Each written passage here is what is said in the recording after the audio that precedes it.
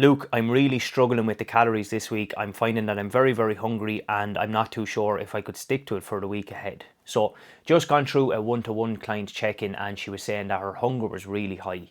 She's starting to get into the latter phases of her diet and she does shift work. So I was looking back last week, she was on her time a month, she was doing nights, and also her nutrients weren't in a great spot. Okay, so when we're coming to the latter stages of a diet and when we're making decisions, I think this is where the accountability and the guidance comes in best. Because a coach can use their brain logically based off their experience and the evidence they have.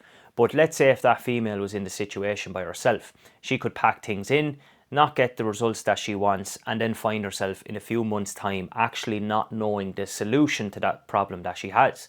But with me being her coach, or if somebody does have a coach, what I can go through is explain how sleep affects our hormones, our hunger hormones and appetite hormones. We can also look at how the time of month can affect our hunger levels as well. And then what we can look at is trying to improve our nutrient intake and how we do that in relation to shift work. Okay, so then we start to coach the nutrition. It's not that we need to know how many calories we're on. It's not how much protein we should be eating. It's not how much steps we should be doing or the training. We all know what to do, by now, really, cut out the crap, move a little bit more and start getting protein and more nutrients in at our meals. But this is where coaching actually really works when somebody is struggling.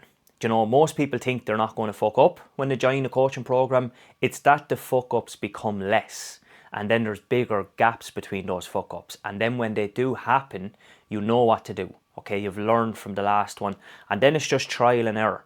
And that's why, I've been trying to stay in shape for the last 15 to 16 years. And it's just constant work. And there's plenty of fuck ups along the way.